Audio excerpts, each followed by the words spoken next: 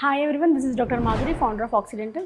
So, ఇప్పుడు wisdom tooth 80 to 90% of కేసెస్లో మన ఆక్సిడెంటల్లో ఎక్స్ట్రాక్షన్ చేయకుండా వాటిని సేవ్ చేస్తూ ఉంటాము.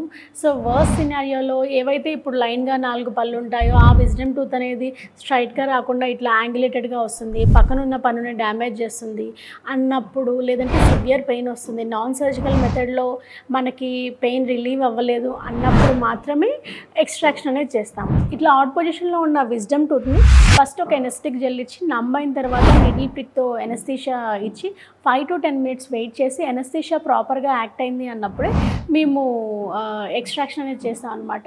సో ఎక్స్ట్రాక్షన్ ప్రొసెసర్లో ముందు అక్కడ ఉన్న సరౌండింగ్ సర్ఫేస్ అంతా ప్రాపర్గా రిలీవ్ చేసుకొని అక్కడ ఉన్న సరౌండింగ్ అంతా టూత్ లగ్జేట్ చేసిన తర్వాత చాలా కంఫర్టబుల్గా తీస్తాము.